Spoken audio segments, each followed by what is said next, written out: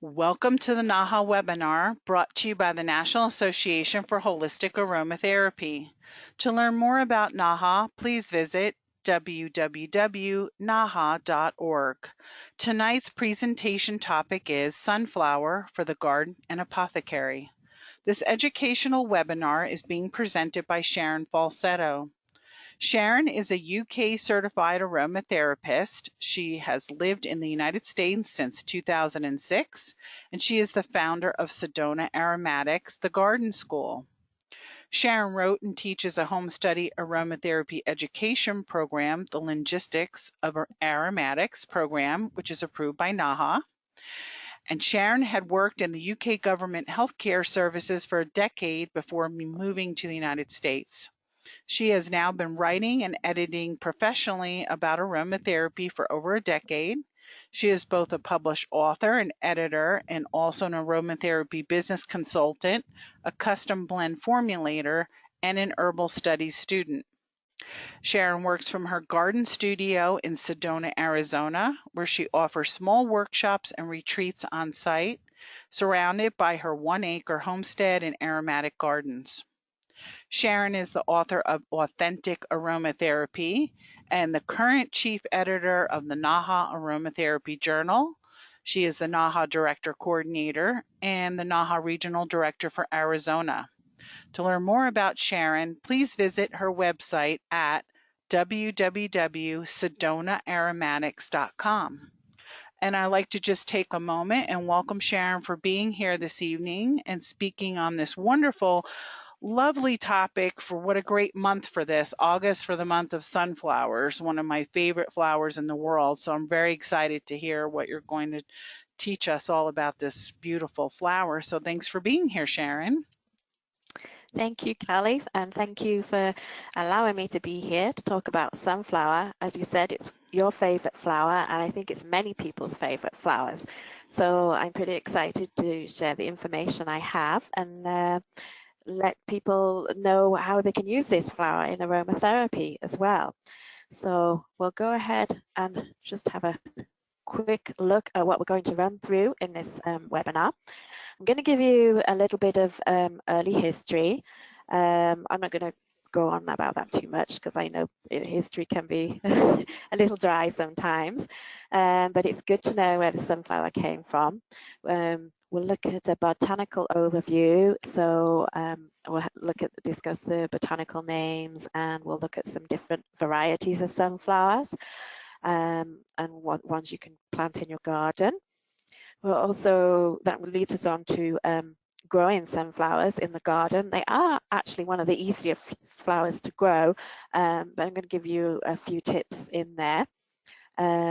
Then how sunflower was used in plant medicine in the past. This includes things like herbalism and herbal medicine before it was really used in aromatherapy. But we're also familiar with using sunflower in aromatherapy. Most people probably know about the sunflower oil. That's the carrier oil that we use in aromatherapy. But I'm also going to talk a little bit about an essential oil, believe it or not. So that'd be quite exciting to share. And then that leads us on to sunflower recipes. Hopefully I've done them so that you can look at them later and make them at home and add in some of your own bits and pieces to make it your own recipe. And then I'll have some final thoughts on sunflower we'll close out with. So there's quite a bit to get through, so I'll go ahead and get started.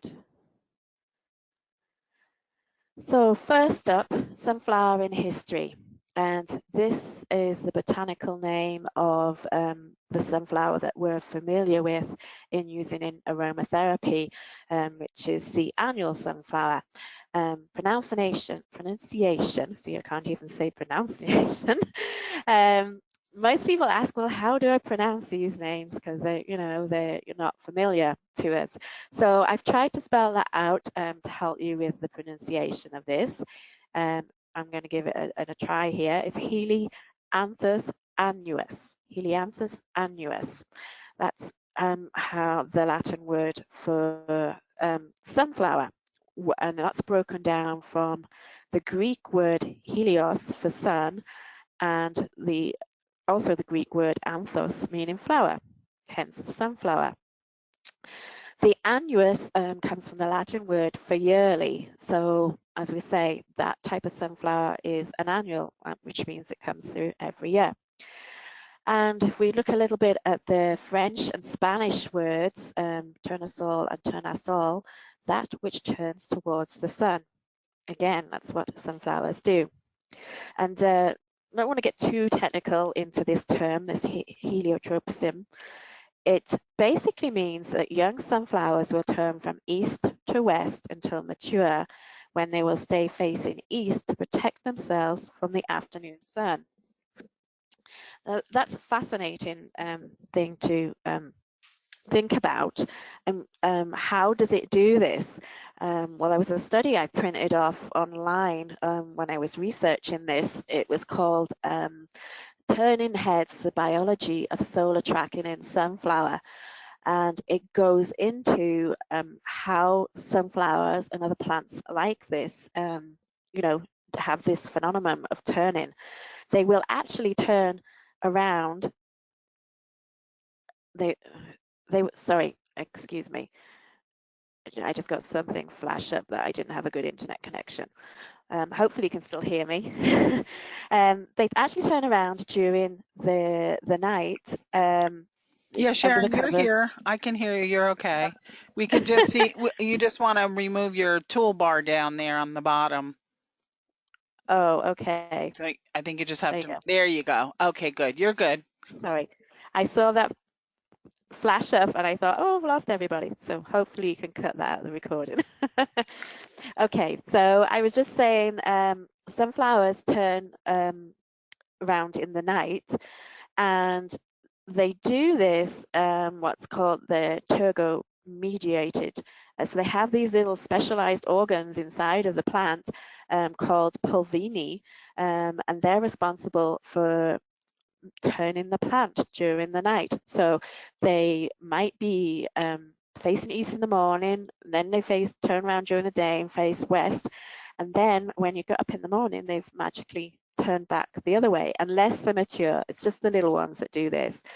That's the theory behind it. I do have some sunflowers that are facing upwards, so I don't know if they got a little confused, but I just think it's totally fascinating that they do this and reorientate themselves by the following morning.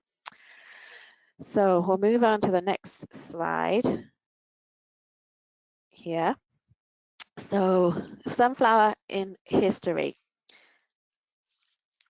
Just move this over here.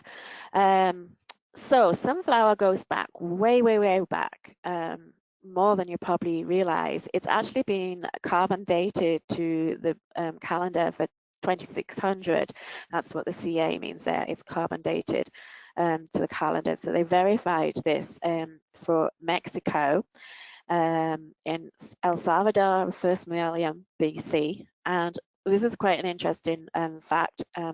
Here in the Southwest, we're familiar with squash and corn and beans, but sunflower actually predates squash and corn and beans as a crop. It was used by the Aztecs, 1300 to 1521. That's just an approximation time period. And the Mesoamerican cultures still actually use it today. The interesting thing is it was used historically as a food in bread. So they used it to make bread.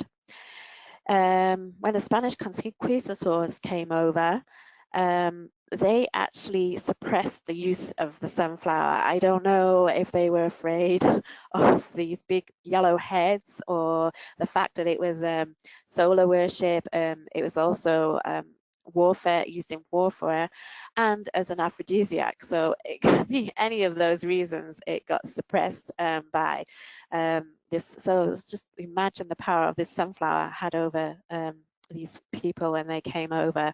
It's pretty mesmerizing flower. So we'll move on to a botany for sunflower. As we say, there's the botanical name for it. The L at the end stands for Linnaeus, who categorized plant classification that we use today. So his name is often put at the end of some of these names, abbreviated to the L, to so that you know that that's how it's been categorized. It belongs to the daisy flower, the daisy family. Looks like a daisy flower. It's related to plants like Calendula, daisy, obviously. Some of the other daisies like Gerbera daisy, you can tell by looking at them, they're all kind of related to each other.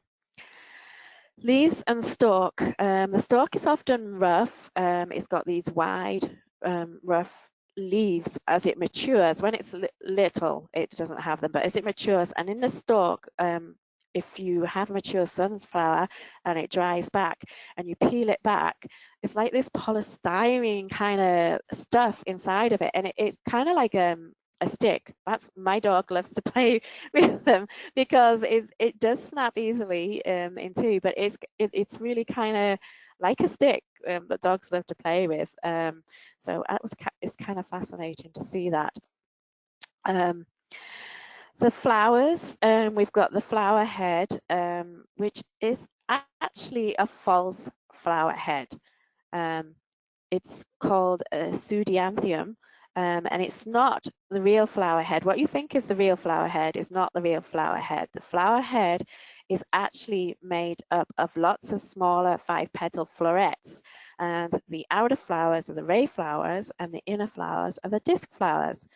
And then they mature into the seeds inside, which we saw on the previous slide, for next year's crop. You can either leave those for the birds or just let them fall naturally. I have a lot of volunteer sunflowers in my garden. I sometimes just throw the seed. Sometimes the birds just carry the seed, and they're all popping up in various places. I even have one growing at the side of a plant box, believe it or not. So they find a way. They're quite hardy flowers. And the disc flowers, in the inside, they're arranged spirally, which leads me on to this very fascinating fact on the next slide. Oh yes, here we go. Thought it wasn't moving there for a minute. This I came across while researching the sunflower, that this interesting little fact here about the mathematical complexity of the sunflower. And I'm going to read this, and then I'm going to let you think about this for a minute to take it in. And you may have to go away and think about it, because it just blows my mind, this phrase. Each floret is orientated toward the next by approximately the golden angle, 137.5 degrees, producing a pattern of interconnecting spirals where the number of left spirals and the number of right spirals are successive Fibonacci numbers. Typically, there are 34 spirals in one direction and 55 in the other. However, in a very large sunflower head, there could be 89 in one direction and 144 in the other. This pattern produces the most efficient packing of seeds mathematically possible within the flower head.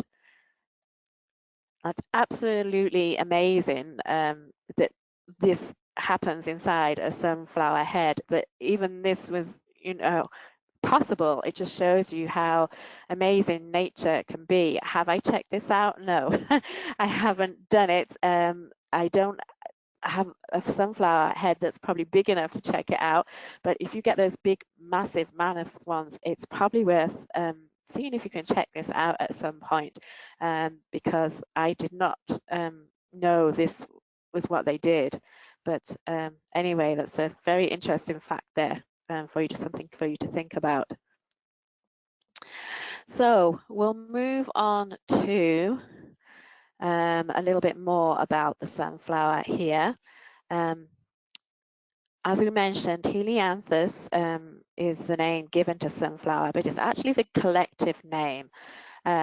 So in reality, there are a phenomenal amount of different species within the Helianthus genus.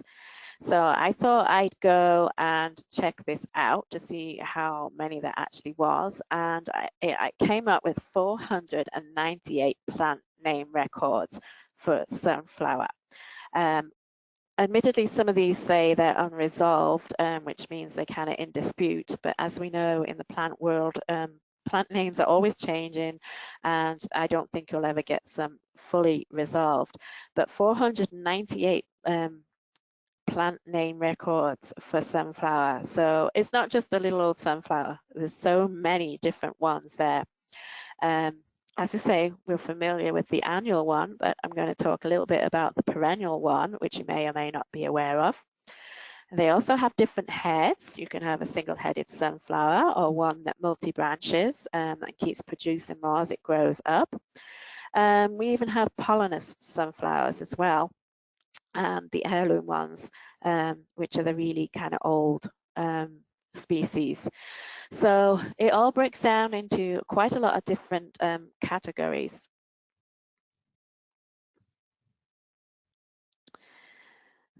So we'll have a look at annual and perennial next.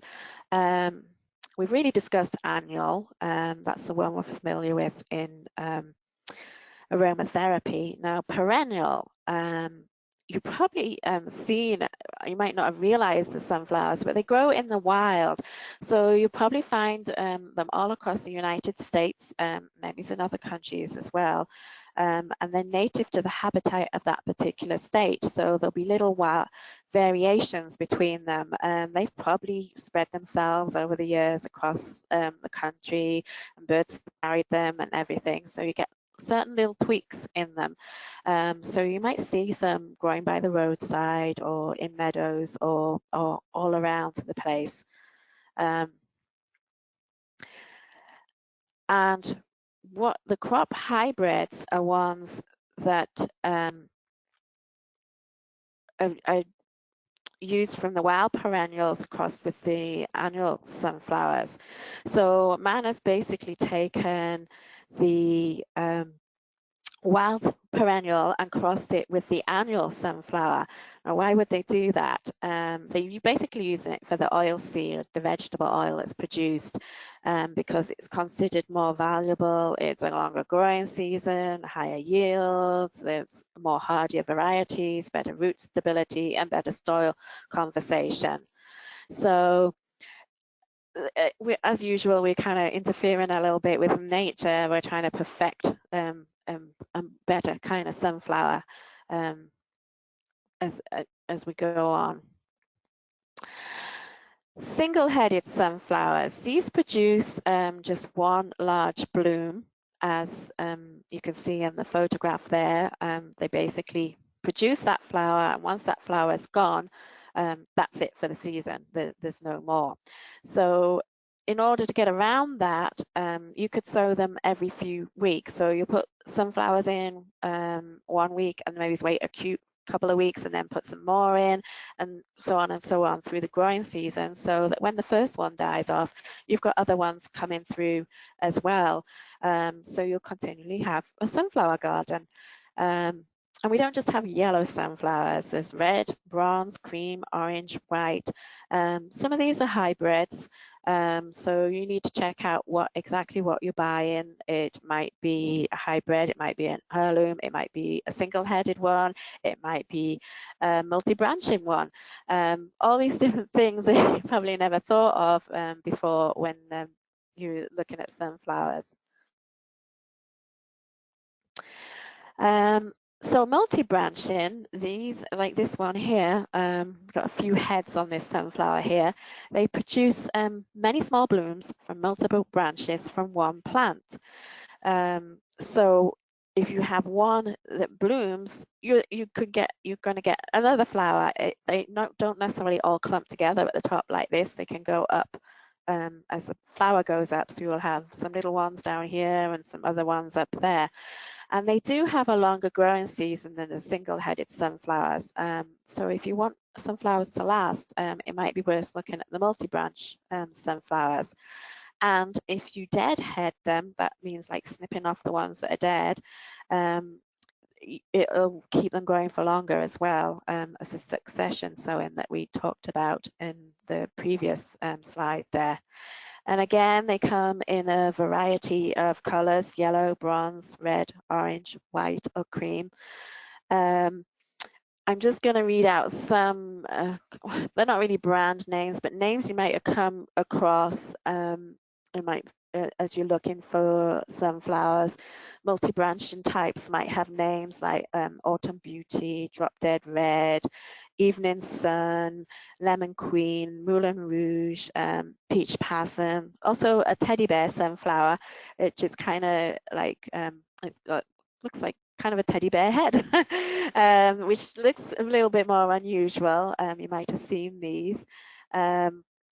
Single-headed sunflowers are those big, you can also get the big mammoth ones. I have not grown those ones yet. It's something that I'm thinking of doing next year. But they get their huge, huge heads on them, and certainly a lot of seeds in that one. So this is a phrase here that I'm going to read out for you, that I extracted from a book from a friend of mine. I actually know her. She wrote this book, Growing Heirloom Flowers, which, if you like flowers, I highly recommend looking at. It's got lots of nice, pretty pictures in it. And what's the definition of a heirloom plant, which applies to sunflowers as well? Heirlooms are most often strictly defined as open pollinated plants, which means that the plant flowers have been naturally pollinated by insects, birds, mammals, or the wind. Seeds produced by open pollination will produce future plants that look and perform like the parent plant. Open pollinated plants earn their heirloom title through generations for 50 to 100 years. So I have to make a comment here. You don't really see sunflowers for sale as plants in local garden centres, but a lot of plants you do, and these are usually hybrids. They're not open pollinated, so they usually die after that season. They've been bred as a hybrid, and the grower wants it to keep it that way. So seeds are not produced by open pollination, and they won't look so much like the parent plant here. So it's something to think about. If you're buying sunflowers, they tend to, you buy them in seeds usually, because it's an annual plant, and they're pretty easy to grow, which we're going to come on to here next. And I mentioned it here, that some sunflowers are pollenist, as this black and white photo is supposed to show the pollenist variety. It's kind of my photographic way of interpreting it. Pollenist cultivars were bred for cut flower arrangements, because, you know, if you're going to put them on the table, you don't want pollen dropping on your table. So they bred these pollenist cultivars, but they do actually still provide nectar for bees and butterflies. So you can still have them in the garden, but if you're thinking of growing them and snipping them and wanting to put them in the house, I would recommend maybe, you know, trying a few of these varieties. They can't create seeds on their own, but if you grow them close to pollen producing sunflowers, pollinators will make sure seeds do form. You also have to watch out for cross-pollination if you're growing lots of different ones. You may end up with your own different varieties. I planted what I thought were red sunflowers this year, and I just made a comment, oh, I must have mixed this up because they're not coming through red. And someone mentioned, well, maybe it's the parent plant coming through, which it could be. I think this particular one is a hybrid. I'm not sure, but it could be that you see different colors coming through more dominant than what you were not expecting. So even though they say they're red or they're bronze or they're vanilla, you might end up with some different varieties. You've got to remember, once they go in the garden, they're kind of at the mercy of Mother Nature. So growing sunflowers, Yeah, as I say, you don't really grow them as plants. You direct sow them after the frost has passed. They don't like frost. So direct sowing means basically just putting them in the garden. I wouldn't really advise growing them in the house and then getting them replanting them out, because some flowers don't do well with that. They like to be put out there. I mean, some flowers that I've got, I don't even baby some of them, and the unbabied ones seem to do better than the babied ones. I just throw a few seeds down and let them get on with it, and they take plants and come up. They do require water. So you need water and sun to make them grow. So here in Arizona, we have the sun, not so much the water at times. So we need to make sure that they've watered or they do wilt. At this time of the year, it's a case of having to water them twice a day. So you've got to pay attention to them. Even the ones that are popping up voluntary, they wouldn't survive very long without the water. And most of them bloom from summer through autumn. They're very good companion plants because they provide shade for things like wilters, like lettuce. So you could plant them with lettuce and they give them a bit of sun, protect them from the sun. And they, of course, they attract pollinators. So an excellent plant to have in the garden for pollinators. We hear a lot about pollinators these days, and pollinators obviously we need to keep the pollinators in order to keep our plants. So planting sunflowers will attract some bees into your garden and other types of pollinators as well. There's a little bit of interesting information here. If you think of, you may have heard the term permaculture. What does this mean? It's basically a holistic care system for the garden. So like aromatherapy is a holistic part of a holistic care system for the body, sunflowers can be part of a holistic care system for the garden. And so how does it do this?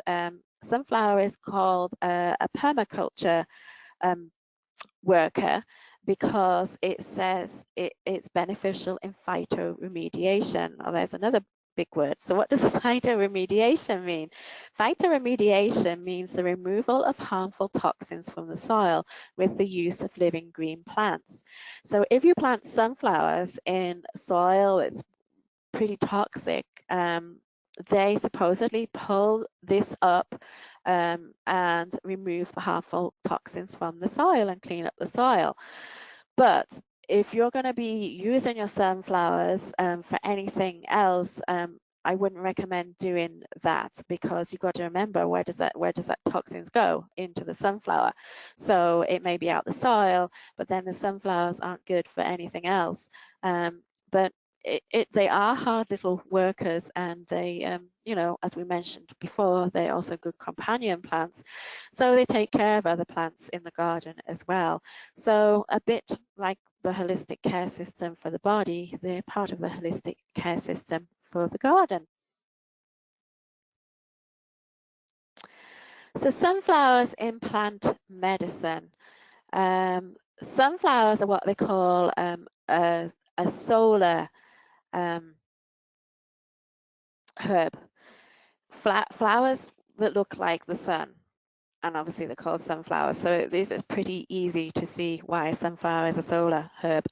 They have supposedly possess the warming and illuminating properties of the sun, and they're associated with health, creativity, vitality, success, and happiness. And these are the things, even before I read that, that's what I would associate sunflower with. There's just something about sunflowers.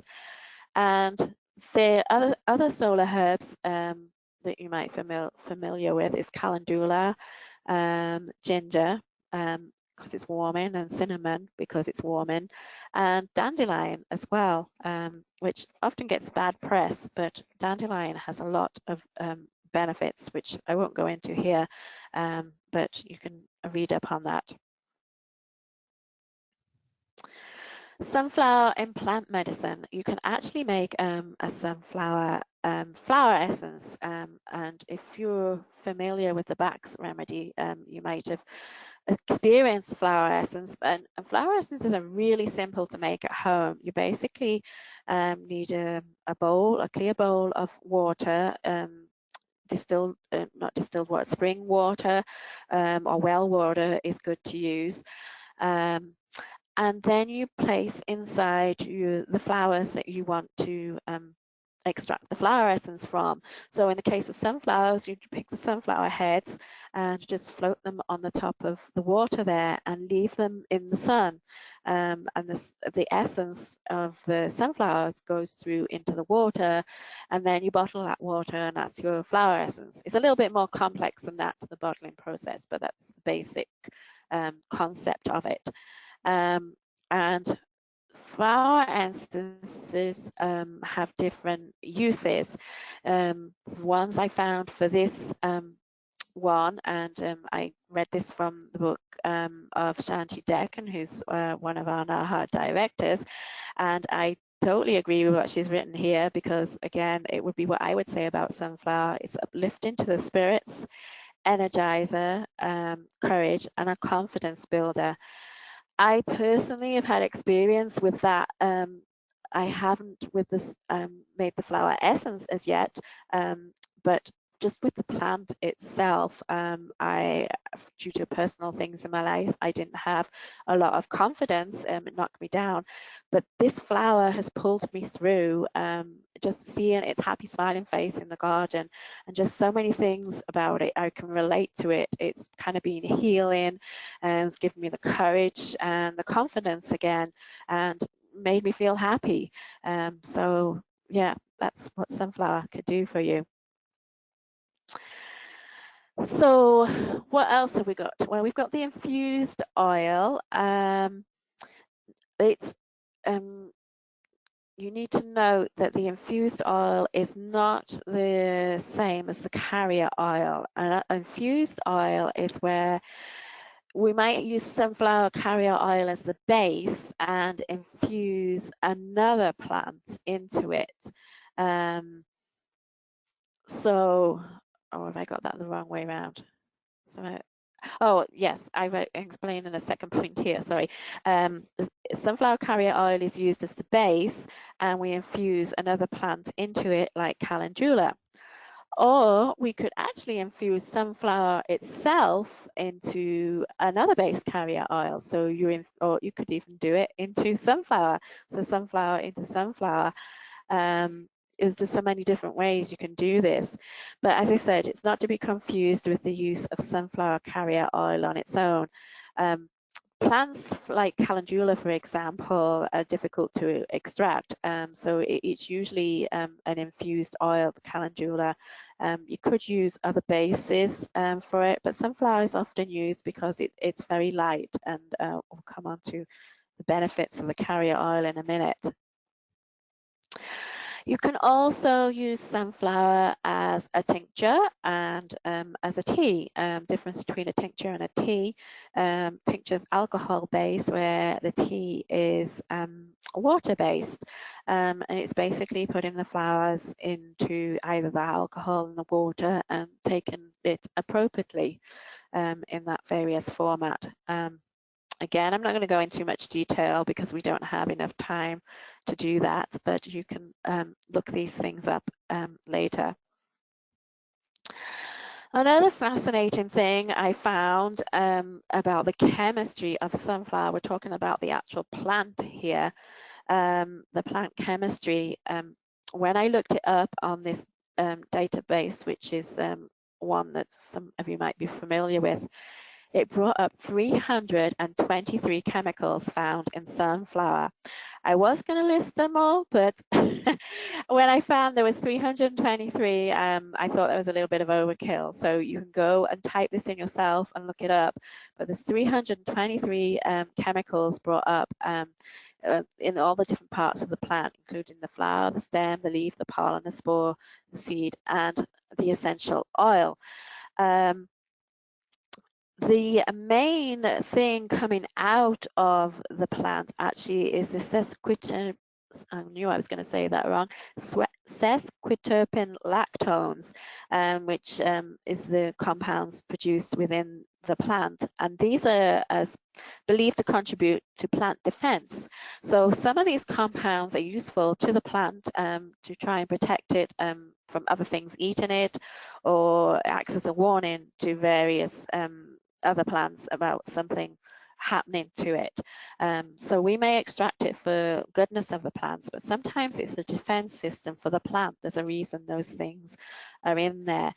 And again, I think it's just totally amazing if we think back to the mathematical equation that we had at the beginning there, on how all the seeds are arranged within that plant head, and then add in that we've got 323 chemicals found within the sunflower. We're just talking about one plant here, and all this going on in this one plant standing out there, the sunflower.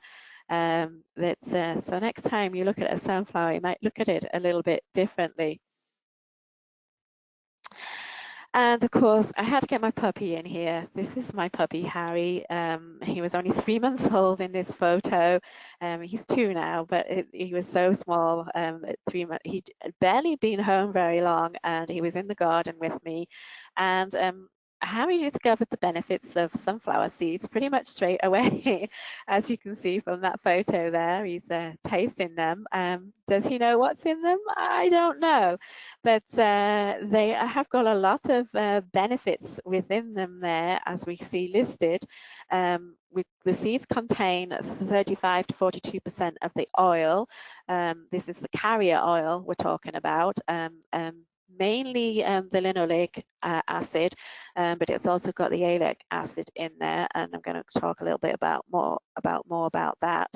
And the constituents of the seeds, these are all the various minerals and vitamins in there. The flavonoids are in there.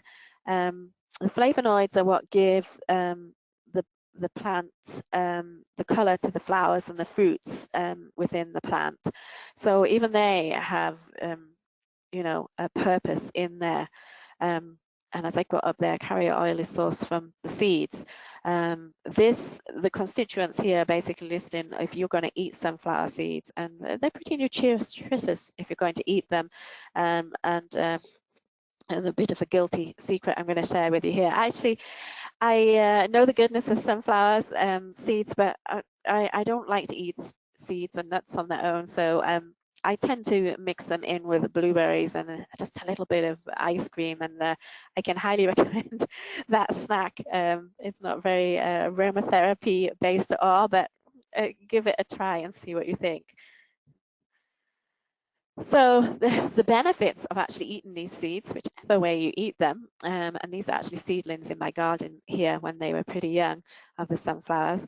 They support our immune system, they're good for stress, heart disease, muscle and cell development, the nervous system, act as an antioxidant, antimicrobial, and wound healing as well. So there's so many benefits of sunflower seeds. We're just talking about the seeds. We haven't got onto the other parts of the plant yet. So the flowers, we said about the chemistry for the flavonoids. Already mentioned that. Therapeutic benefits of the flowers. If you're going to make the tea, I found some references to it that it could be used for malaria and lung ailments, and also photoprotective and act as an antioxidant. If you want to dye your hair yellow, steep the petals in some water.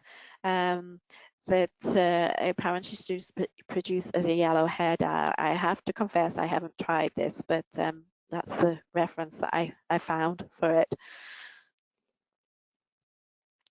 The leaves, we mentioned the chemistry there before, the sesquiterpene lactones and flavonoids from the glandular trichomes on the leaf surface. We're getting kind of technical in the botany here, but that's where the chemistry is in there.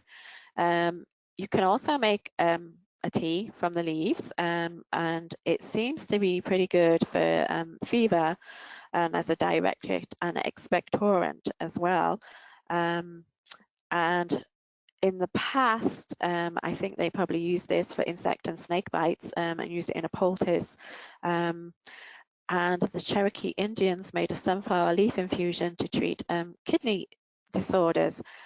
Here in the Southwest, I would imagine it was probably used for some of the snake bites because we have snakes here, quite a few of them. So the carrier oil. So the carrier oil is extracted from cold pressing of the seeds.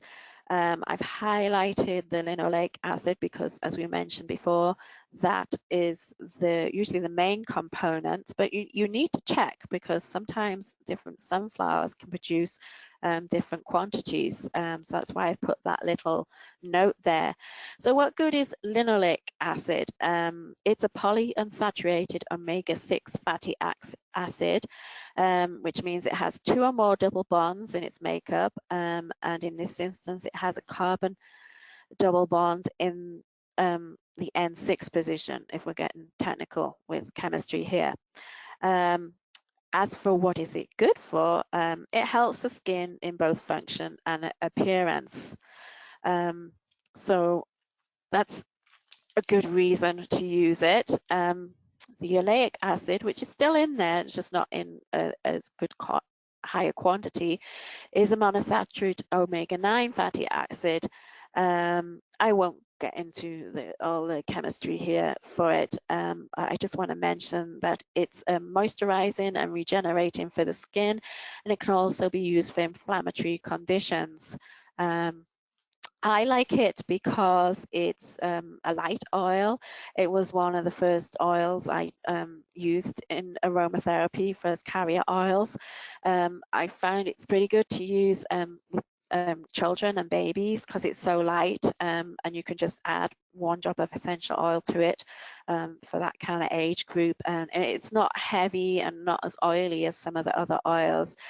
I haven't found it as widespread used here as it was in the UK when I was training. That might be changing, but if you haven't tried it, I certainly recommend giving it a go. And it's a good oil to mix in with some of those more heavier or more expensive oils, just to lighten it up a little bit as well. So this is what I was talking about before, the essential oil. Yes, there is an essential oil from the sunflower, but it's very rare. I found one supplier that made it, and I did check it out with her. I should say sell it. She didn't make it. It was from France. It was extracted from the leaves, and she assured me it was, and I did trust her, somebody I would buy from, that it is a true essential oils. There's the chemistry up there, and probably what you're most interested in, well, what does it smell like? It smells like sunflower leaves in the garden. It really does. And it's green, it's fresh, obviously a top note, it's very light. And you can add it into a blend to give it that greener, fresh top note. As for its therapeutic benefits, I couldn't find any specific studies, and I've been looking for quite a while, that yes, it does have these specific therapeutic properties. These were just based on general research that I found. There's not a lot of information out there on it, but I just love the aroma of it. And I'm going to talk about what blend I put it into in when I get onto the recipe slides there. So there is an essential oil of sunflower, and I was so happy when I found this, but it is rare, and it is expensive, obviously, because it's rare. So I use it in very minute quantities, but it's good to have in the winter when you can't get your fix of inhaling sunflower leaves from the garden. I don't know if it's just me, but I just love the smell of sunflower leaves. I mean, it really is not an aromatic flower, but just the fresh leaves. And also it reminds me a bit like of tomato leaves as well. They have an aroma as well. So yeah, I was pretty excited when I found this. So we'll have I'll go through these recipes. I'm going to probably make a few comments on a few of them. Starting off with the basic one here, skin softening body oil. As I say, you can use it as a base, a very nice kind of oil that you could apply after bathing. These are some of the oils that I like to mix with it. Palmarosa and geranium are skin-friendly oils. And amyris, it can be used as a substitute a bit for sandalwood. It's not as expensive. It has pretty much the same aroma if you kind of want to add in a base note there. So this would be kind of like a rosy blend with, you know, think about a sandalwood kind of base note there. So it's not too heavy for coming out of the bath. You could mix up your carrier oils. You could add sunflower. Let's see, you could add a bit of apricot in there, or if you wanted to keep it light, I wouldn't put jojoba in there. But you could maybe put a little bit of rosehip in because that's a nice skin-friendly oil. And there really isn't any cautions for that, just the usual watch out for skin sensitivity in there. For some people might have that. And I had to throw one in here for the babies because I mentioned it. It's like a tummy massage oil. Babies really love massage. You know, if you start them at a young age, and it's all like about that connection between mother and baby as well. You really don't need to put really a lot of essential oils in there. We talk about using hydrosols with babies, but you know, you could put 1 drop of mandarin in there. That's a good kind of calming oil in the sunflower oil. In the sunflower oil, put it in there, and you know, just massage a little bit onto the skin of baby. Just be careful because it may be a little oily and babies can be a little wriggly, so just make sure you've got them in a very safe place before you do this. Yeah, it probably would help calm you as well, and as you know, a new mother, it might help bond babies and mom together, and get maybe a bit of calm relaxation before bedtime. And then I've just listed the cautions on the bottom there for you. Now, this is getting a little bit more ambitious, this recipe. As we mentioned, we can infuse any plant into sunflower oil, and this is one I did particularly with peppermint leaves, and I dried them. I have got an article on it with the link there on my website. If you just put it in the search bar, it should bring it up if you can't get the link, how to infuse peppermint in a vegetable oil. But basically, you need to dry out those leaves. It's important that you dry out the leaves beforehand. Otherwise, you're going to get water in there, and then it's going to go moldy, and then you're going to have to throw it out and start over. Here in Arizona, it dries out really quick. I basically just put them on tissue paper, and they would dry the next day, brittle. They just kind of broke apart. And so then you put it in to the sunflower oil, and then you need to leave them to infuse on a sunny window ledge, which again isn't difficult here, or in the heat anyway, for a couple of weeks or so. Go in and shake it from time to time, and maybe add in some more plant material if you need to do that. You can also do what's called like a double or triple infusion if you think it isn't done enough after the 2 or 3 weeks. Strain off the plant material and then put some more fresh plant material into that oil that's already infused, and do the same process again, so that you kind of got a stronger kind of oil. I would also add in some essential oils here. This is one particularly for skin healing, like bruises and cuts. So helichrysum is a good essential oil for that. Lavender, a very general oil, and lemon to go in there, just to add a little bit of a top note in there, and mix all of these in with the infused oil. And on the next page here, it is basically, you know, you apply it with the bruise or the cut, and then twice a day, and hopefully, you know, you'll notice some difference. I have put the cautions on there. There's quite a few cautions associated with this one. So you could, I'm just thinking, if you could adapt this for kids. If we go back to the previous slide here, you could infuse the sunflower with something more subtle, like calendula, for example. That's a good skin healing one. And you could just put in lavender and helichrysum. You're only going to want to add it at 1%. So basically that's going to be 6 drops of essential oil into the 1 ounce that I've got there.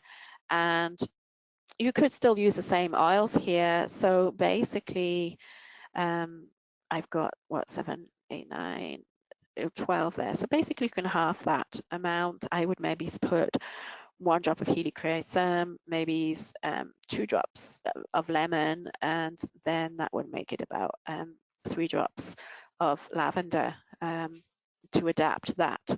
I didn't write that one down, but hopefully if you want to use it for children, you took note of that one. I just put through there. And let's see, we've got another recipe here. Oh yes, now this is adapted from a blend that I use in my Healing from Aromatic Garden workshop, which is all about healing from the garden, dealing with trauma and emotional healing, based on my own experiences and obviously my aromatherapy training. This is adapted recipe. I haven't given you the full recipe, but it's an adaptation of it. And this is using the essential oil in there. I've called it my Sunflower Warrior blend because, as I say, the sunflower gave me confidence back, uplifted my spirits and helped me to heal from a personal situation. So in this class, we make a kind of blend that is kind of like what I call a warrior blend to help us through that emotional trauma or whatever we've been through. And I put sunflower in mine because I associate it with it. And I've also put in vetiver in there because it's very grounding oil. And I put carrot seed in there because it blends very well with the sunflower and vetiver. And just put this in a roller ball and added it to the jojoba, which I tend to use as a pretty basic oil for doing roll-ons, because it tends to hold the essential oils very well. And it's not a blend I would put all over. You just basically would put it on your pulse points. You could even put it on your temples as well. So when you're feeling kind of panicky and anxious, or you're in that emotional situation, or it's coming all back in flashbacks, you just put this on and inhale it and sit for a minute and maybe meditate or just sit quietly or whatever helps you, and get you through that. But yeah, I use the sunflower essential oil in my warrior blend, as I call it. And so kind of coming to the end here. I'm sorry for the kind of hiccups I've had in the middle there, but hopefully you got most of the information. I want to leave you with 3 key words that for me sunflower has been so healing, as I've mentioned. And my 3 key words are, when I associate with sunflowers, inspirational. It's inspired me to move on with my life and you know, kind of bring into practice, you know, materialize things that I was afraid to do before. Healing, a very good word I mentioned before. And probably one of the most important ones, positivity. I mean, who can't be positive when they're looking at a sunflower? Even if it's in the rain, I kind of defy you that you know, you can't be positive around this flower. I mean, it's got such an amazing flower. for me personally, and I hear so many people say the same about it, all those different chemicals inside of it, all those things it does, from turning from east to west and west to east again, and it's gardens, for want of a better word. It pulls out all the toxins. It looks after the other little more fragile flowers and plants in the garden, and it provides us with a nourishing food, the seeds. It provides us with teas, essential oils, the carrier oils. Yeah, a lot of people dismiss it for aromatherapy use, but because it just produces a carrier oil, but so many different things. And flowers on a basic level are healing, but the sunflower, I think, stands above and beyond a lot of the flowers. And quote from Hella Keller here that maybe some of you have heard before. It says, "Keep your face to the sunshine and you cannot see the shadow. It is what sunflowers do." And so that kind of brings me to the end of my presentation here. And that's all my contact details on there if you want to connect with me. So Kelly, I think we're just about closed up there for now. Well, thank you so much, Sharon. What a You're wonderful, welcome. inspirational, uplifting, inspiring webinar. Like the keywords of the sunflower. Yes. I was thinking of keywords as you were reading that statement, Uh-huh. that your last slide with the words that came to you, and then Helen Keller's thought too. And what came to mind for me with learning what you shared in your webinar about sunflowers was reverence, Oh, majestic, and protection. That's what wow. Yes. reminds me with the sunflower from what I learned from you. I have a new reverence for that flower, and it's so Uh-huh. majestic, right? It's Yes. Yes. and protection because of the information that you shared about how it can pull toxins from the Yes. soil. I thought that was really, really very fascinating. And I am the word reverence for me is to have a new reverence for this plant instead of just thinking Yes. of it as a sunflower or a carrier oil. And I Exactly. did not know there was an essential oil. So thank Yeah. you. Yeah, I was very excited about that. And yeah, it would be nice if you come up with your keywords there, that maybe people that are listening can go away and think about what it means to them as Right. well, the keywords Right, from because I this really, webinar. So your webinar was wonderful, and it just made me really go into the mindset of thinking of the sunflower differently and how yes, majestic, and then those numbers with the almost like sacred geometry that I would think is yeah, connected to the flower head as well. So yeah. thank you so much. Well, thank you. I was excited to share that, a little overexcited in some places. That's good. We like excitement, so thank you so much. We appreciate it. Thank you.